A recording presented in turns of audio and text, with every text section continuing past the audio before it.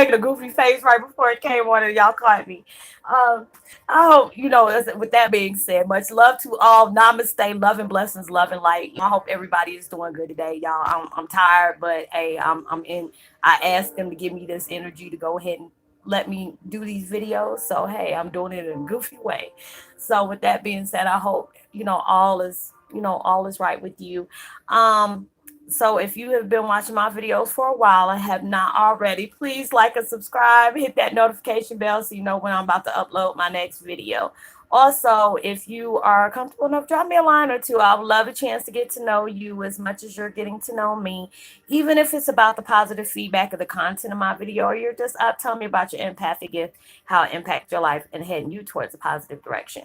Also, if you feel like the videos are very informative to you or gives you good vibes or good information or inspires you in some kind of way that you would love to share with a loved one, family, or a friend, or even a fellow empath that are going through trying times and needs spiritual guidance, or needs confirmation or validation towards life path or even soul purposes, please go ahead and share. And while you're at it, give me a thumbs up, like, and also share on your social media favorites wherever you see fit. Thank you once again for the love and support. It's so greatly appreciated. Y'all, forgive me for being silly, but I'm always like this. Every once in a while, I get really silly. And I hope you're able to resonate with the content of my video. And today, the music I'm listening to in the background is so peaceful. Y'all, look at this. It's like waves, and she's in that, that peace, meditating, position. It's called Cleanse Soul Wave Sound, and I will post that link in the description box below. My video today is Twin Flame 101 for you to see your capability or strength to overcome. And it is so true. A lot of times we have gone through so many situations where you cry. There are certain times you just begging, can you just take my life, please? I just want to die for a little while, not come back. I've been doing this reincarnated too many times. And, it can really feel like life is not fair for you. um Going through a lot of things. I thought, people been with me for a while, they know I've talked about certain things that I've experienced in life. I'm not trying to say, oh, my life is more stressful than anybody else's. It's stressful for you. You never know. If you try to pick up somebody else's stress, you're like, oh, hell no, no. You can have that bag, return to sender. I'll deal with the stuff that I'm dealing with, because you already know what you're dealing with. You already know what you're trying to come to terms with, and you feel like, God is punishing you, God is mad at you, you hate God for all this and this and this and that. um I can benefit off of my pain. It's just like, I guess I'm kind of like a masochist in some kind of way. Being able to appreciate that pain, because I mean, even though it hurt like hell, I lived out my fear. I told my parents that, I told my mom's ex-husband, I ripped him of those stripes of that title. He's not a parent. He was just a person in my past, that the truth inside of me that I didn't know. I mean, it took me a long time to not say I didn't hate that man, you know, want to break him down with my bare hands. I used to fear my mom's ex-husband because, he used to punch me, slap me around a couple of times when I, would sing my dad's songs or whatever, or try to play the piano. If I tried to play Purple Rain, he took my piano away from me. He was like, you'll never play that damn song in my house. You'll never be like that damn boy. That's what my dad's nickname was, damn boy. So it was a lot of things that I had to really deal with, because it's like when I had to write this content down, I'm just like, Lord, you really opened a sore wound for me. He's like, it's not no longer a wound for you. You might have the scar to walk around with and say that, but that scar can mean a lot to you in so many different ways. It's all about how you look at your trials.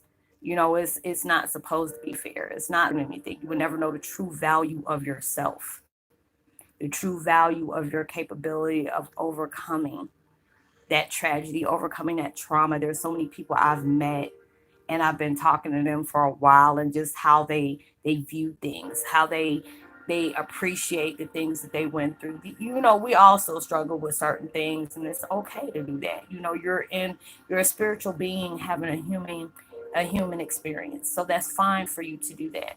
There's times where I was hoping somebody would have saved me out of my situation, but it's a SOS. You got to save yourself from this. Ain't nobody coming to save you. If you're a twin flame and you were hoping that your twin was going to bring you out of this, they will remind you that you're never alone. They will remind you that they're always there. They're going through the same course of healing and growth and acknowledging and coming to terms with just like you are. Nobody's going to save you except yourself. You know, a lot of times we want somebody to just come in and save the day. The only person that's going to come in and save the day is you. A lot of times we hate going through our things.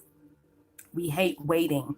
You know, there's days that I don't sat here and cried because it's like I talk to God, and I'm just like, Father God, I'm trying my best to see your side out of this, but I'm tired.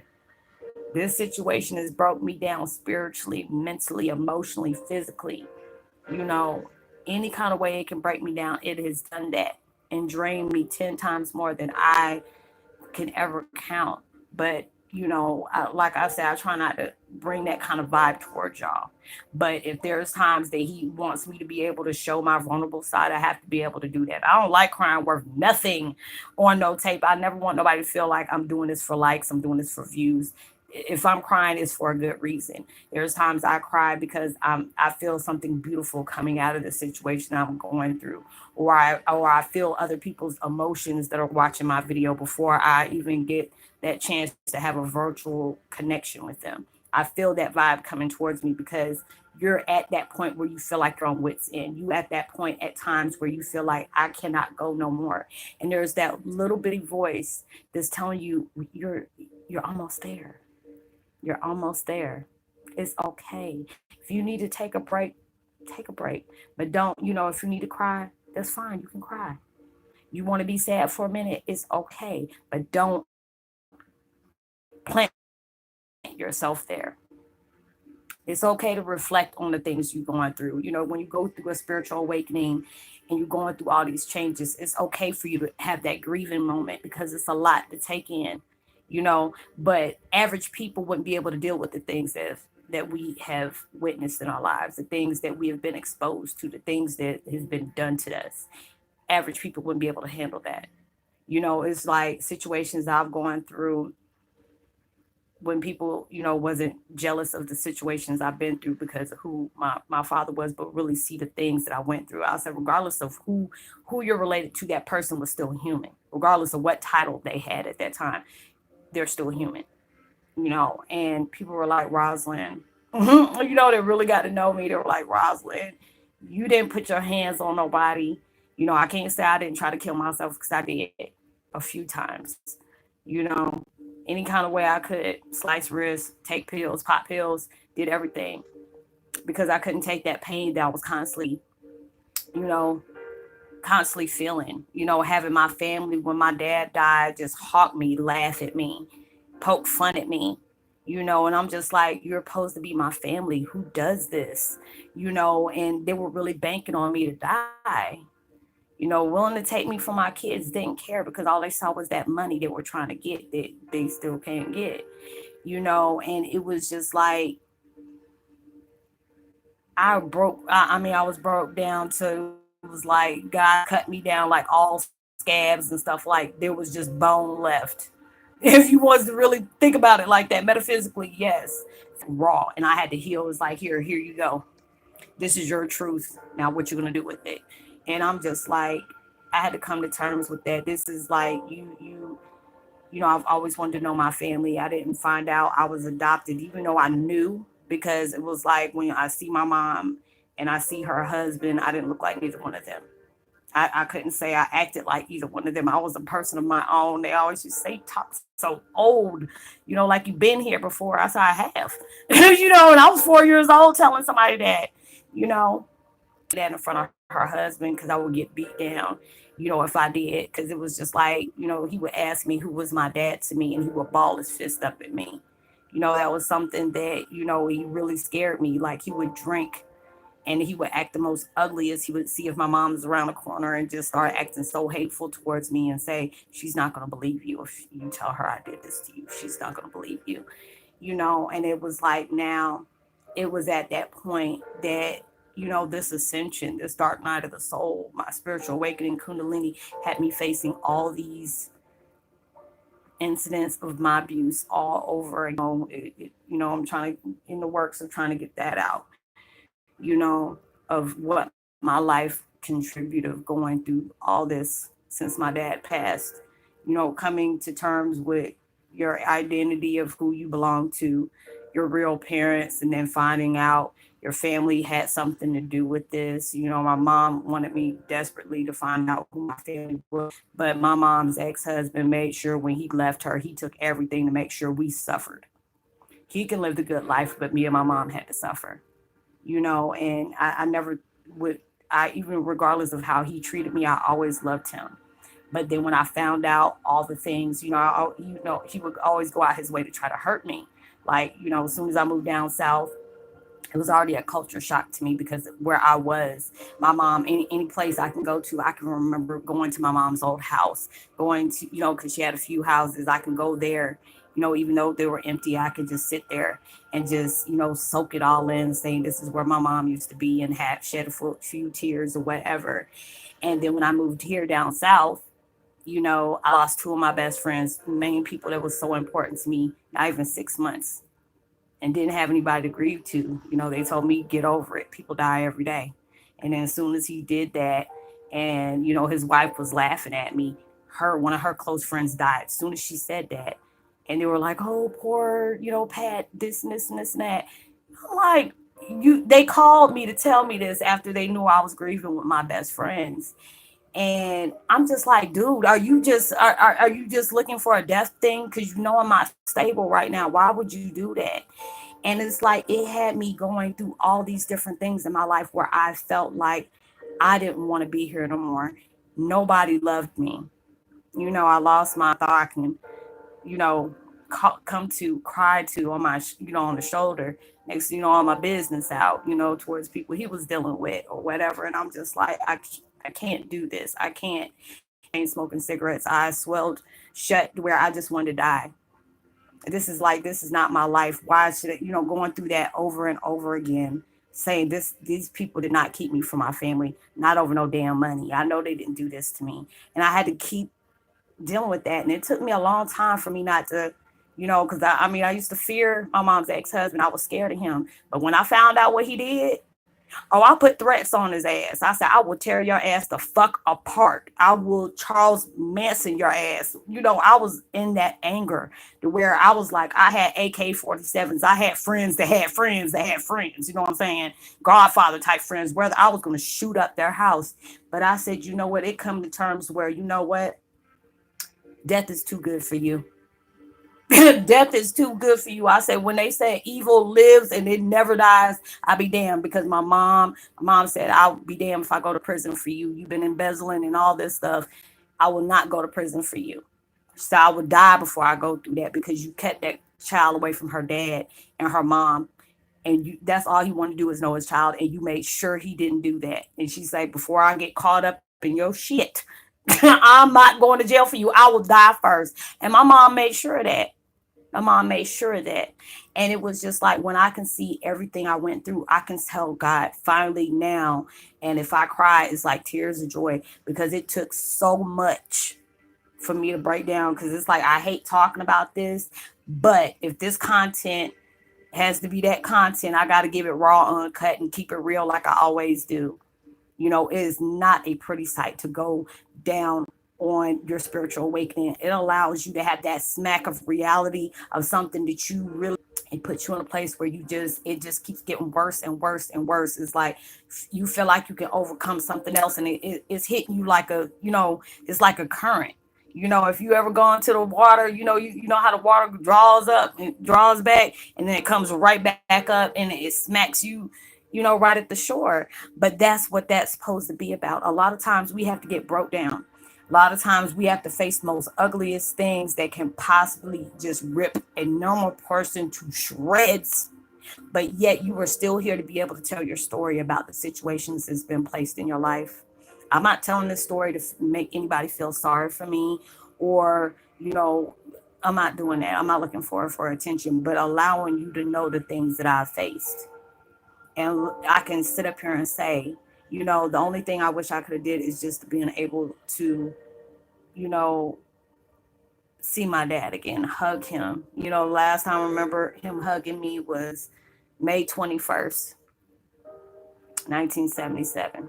I remember that. I remember exactly what happened when, the nurses snatched him out my arms. I mean, snatched me out of his arms because he didn't want to let me go.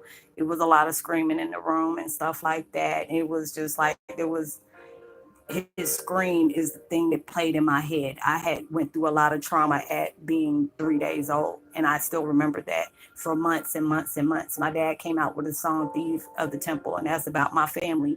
And next, that scream he does at the end will always put me in a complex because that's the scream I remember, you know, and going through all those different things in life, it really messed me up. Like really messed me up. And I'm just like, when I was proud of myself because when my daughter graduated, it was like I was graduating with her. That was a big step for me. And I was like, I don't smoke no more. I don't smoke cigarettes no more. I'm like, I had nightmares about this because it wasn't like I was scared of them. I was scared of my capability. Like, am I going to try to lay hands? I always tell people don't be beating up, senior citizens, but they asses had it coming. They had it coming. I said they did not sign the ass kicking clause. And God's like, no, you're losing the point. I said, can I just kick that ass for a minute? Please. And they were like, no, you can't do that. That's letting them know that they still had power over you.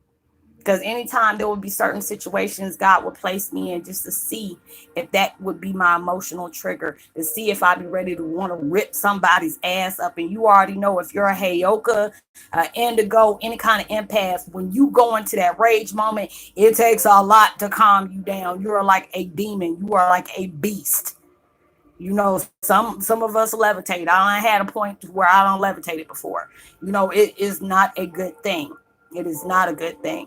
So I had to keep allowing myself to go through this, allowing myself to mirror towards myself the ugliness I needed to see about my situation for me to be able to look at it in a beautiful view, a beautiful way, allowing myself to know this will not kill me, even though I really wanted to die. I wanted to be with my dad, you know, dealing with a lot of different emotions. I had to see a lot of things. I said the last time I see my dad, and there are certain times I said this in a video with seeing my dad, somebody took death pictures of him. And I'm just like, really, these are the people that's supposed to love him, and you're making money off of showing my dad's dead body in front of the elevator. That's not love. There's people that, on these little prints, fan clubs that they got, they were analyzing that picture. And I'm just like, but you're supposed to love him.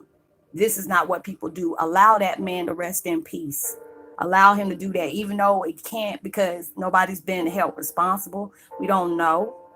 But that was something I had to heal from. Even I had to close a book. There's a lot of times you got to close a chapter of your life without getting the reason why certain things happen the way they did. Is somebody going to be held responsible for certain things that's been placed in your life? That's the reason why certain things had to happen to you in the most. You cannot allow the people, and I mean, you have every right to hate somebody. You have every right to be mad. That if that's what you want to do, that's what you want to do. But as for me, if you know you want a peace of mind, you have to snatch your power back and snatch it back so back. They'll be checking to see if they still got the edges on the side of their head. You have to be able to do that. You have to be able to say, you do not have this power over me. Because a lot of times when I was dealing with this, the way God dumbitdown.com for me, he know I love horror movies. I would keep seeing the first Nightmare on Elm Street with Nancy. I'm talking about the eight back in the 1980s. I love, God rest, Wes Craven, God rest his soul. That movie, I remember I was running away from my dad before I knew about the twin flame thing, and running away from him, and he was in the shadows, and I was trying to run up these stairs, and all I know is my feet kept sinking in it, and I was having panic attacks, waking up screaming, you know, And next thing you know, I seen that movie. I would have it like 3 times in a row. And next thing you know, I saw that movie and I almost had a panic attack again when I seen Nancy running up them stairs trying to get away from Freddy Krueger. But the only way she could win and overcome that is she took her power back and turned back over him like, you ain't nothing but a nightmare. You don't have that power over me. She snatched her power back. She snatched everything. She said, everything I gave you, I'm taking this back. You are not going to win this over me. You have took my friends. You have did this. I have not been able to sleep. You know, I've been doing all this and this and this and that. I'm taking my power back from you. And that's the only way he could be able to live, because he fed off of your fear. You know, he fed off of that. And when she snatched that back, he had nothing else to live for. And that's what we are when we're dealing with life. You know, even though it can be so simple to hate somebody, so simple to hold a grudge, but do you know it takes more strength to stay above water and just live your life in the most happiest time, living your best life. Because that person, you know, that person, you don't realize it. That's not going to bother them because you're still mad. It's going to mess you up because you want blessings to come in your life. You know, you want these good things to happen. But if you're still focused on vengeance, on what's going to happen to them, because you already know if somebody did something to you, it might take years. You know, my mom's ex-husband doing this, you know, I'm 42. He's been doing this for a long time. And my dad was the type of person that he gave money out and I never received none of it. And this was before, you know, that's what they said it was for. They were living their life off of what my dad was sending me. And they loved that, but they hated him at the same time, because if he said Roslynn needed, oh, it had no problem. He'll send money right away. But I never received that. You know, there was so many times I felt hurt because there's times I've been on HUD. I've been on Section 8. Me and my children were on food stamps. I done shoplifted and took stuff back just to make sure my kids had lights on, my kids had food, you know. And then I'm finding out, you know, I'm like wondering what they try to make something was wrong with me. But his wife and her kids were like good. You know, one was an accountant, one was a nurse. I'm sitting around running around here being a, you know, exotic dancer, trying to figure out things. How am I going to be able to support my kids while y'all are living off my dad's money? My dad would send concert tickets, VIP tickets. She would give it, you know, and I had to really deal with all those different things in my life. And I was just like, now I understand why they were like that. Easter egg hints about the things they were doing. And they were like, damn, we tried to keep him from talking to her. Now he's, you know, he's talking to her and her, this hatred. I had to go through this anger, this confusion. Like, God, how did you allow this to happen? My dad died and now you want me. But the fact is, when I start mirroring my dad, I start, you know, looking like him, got the same birthmarks and stuff on my face and everything. And it was like they didn't want to be around me. They couldn't deal with it. You know, my daughter looks just like my dad when he first started, you know, 40 years ago. You know, all these different things. So it was just like they can't be around my kids because my kids look like some part of their family all the time. You know, there's people that, you know, was a fanatic over my family, and they you know, they were friends with me on Facebook, and you're like, Rosalind, you know, you're part of the family, looks like somebody out of that family somewhere. And I'm like, oh really? You know, I didn't really look at it like that until they started pointing it out to me. I'm like, oh, this is really creepy. I wasn't looking at my kids like that. You got me looking at them like that. But all these ugly things I had to face, and I had to take my power back because I had to tell them, you are not a part of you. You're not the reason why I cry. You're not the reason why I got a smile on my face, you know. But what you did to me cannot bother me no more. You know, you feared me. I didn't fear you. You know, I was angry. You know, I was really, really, really angry. And then it was like I had to see them on my daughter's graduation. She just recently graduated in May. And I mean, my nerves was shot. I'm like, man, this might be that day that I, you know, I smoke another cigarette or I'll roll a blunt, you know. And I was trying to get my, you know, I forgot my sunglasses at home. I was like, damn. And my daughter was like, oh, you trying to make them faces? But I was like, shut up, girl. You know, she already knew what I was doing because she know I'll be making some faces behind my sunglasses. But God was like, no, you aren't going to be hiding behind those sunglasses. We need you to show them you're not that person. They're going to try to be, you know, because you invited them to the, you know, to the daughter's graduation. I was just like, yeah, I told him, you like, oh, I didn't think you were going to invite us or whatever. I'm like, shoot, should there be a reason why?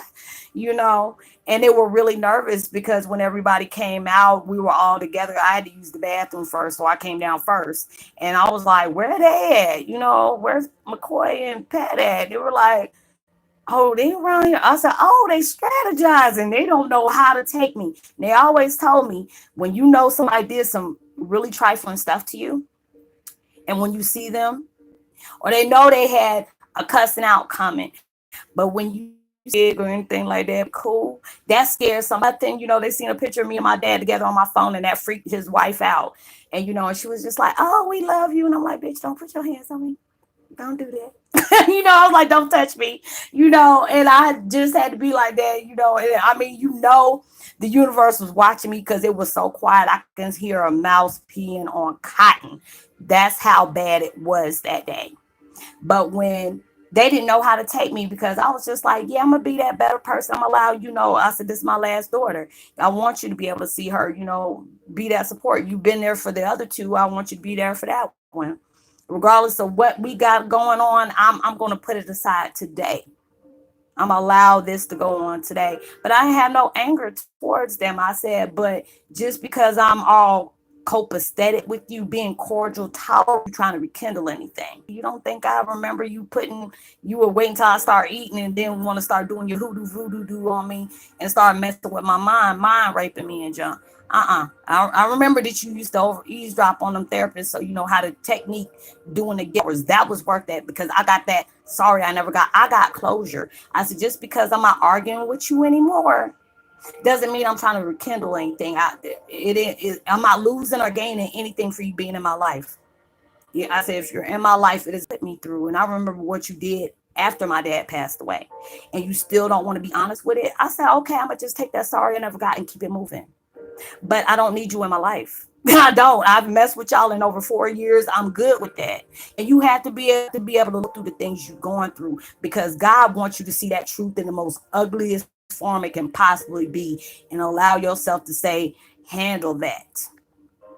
Not in the illegal way, not in no John Manet terms. Allow yourself to know you are stronger than what has been placed on you. You are not the definition of what happened to you. You're the product of the person that things has happened to that overcame those situations. So when I can look at them, I can honestly say, I'm not mad at you, but you don't know what's been said out my mouth. They don't know about me having no dag on YouTube or whatever. They don't know what I've been doing. They don't know my therapy or my outlet. This is my therapy. This is my outlet. When I can allow people to be open in my life, being an open book to the experiences I've experienced, because I wouldn't wish this on my worst enemy.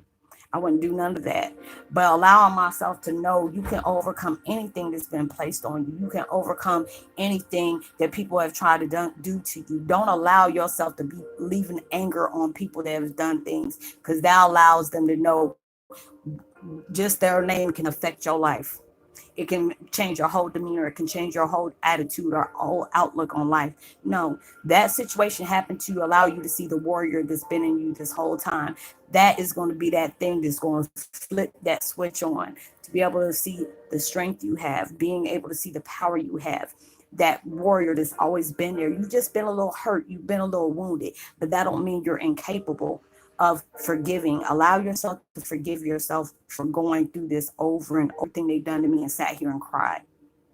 Look at my dad's pictures and cried. But I have to be able to look at it like, you know what? Even though I didn't get that physical connection, my dad has a lot of videos out. He has a lot of performances. There's a lot of pictures out there. You know, there's a lot of things that he's, left little Easter eggs out there I can always go back to and listen to and reminisce on good things, not on the bad things, and allow myself to move on because I know better, bigger and better is coming towards my way, just because of the fact is I didn't give up. Just for the fact is, even though I don't know what is coming ahead of me, I can be able to say, you know what, God's got me, universe got me, because I'm sitting up here putting my life on the line, not giving a damn about what people think about me, care if you believe anything or not. This is my story, not yours. If you don't understand my journey, obviously it wasn't meant for you to understand my journey. But my journey was supposed to be pushed out there for others to be able to understand. If I can overcome this, If I can overcome this and still be in my right mind, you can overcome the things that you're dealing with as well. So I wasn't trying to have that all along, but I already knew what this was going to be about. I'm like, all right, okay, I'll talk about it. That's fine. But if it's to be able to help somebody deal with the struggles that they're dealing with on a daily basis and the demons that you're still fighting, you can get through it. Just give yourself time. It might not be tomorrow, and it might be the next day, but you will get over it. You will be able to see that will be your tool of overcoming and being thing that you signed up for. That was the thing that you signed up for. You just didn't see the fine print. You didn't see the side effects. Everything got a side effect to it. So that's what it was. So I hope you were able to resonate with the content of this video. Give me a thumbs up. Let me know bell. And tell somebody about the channel. They might be able to help. Being able to shout out to a voice speaking up and Crystal DeLeon. And much love to you as well. Know that you are truly blessed, highly favored, and forever loved. And knowing there's always somebody out there praying for you better days. And I hope y'all had a blessed, safe weekend and be responsible at everything you do. And I hope that, you send out love and light and prosperity as well as positivity. You never know, your kind words and vibes can really take somebody a long way. And I'll see you in my next video. Much love. Peace.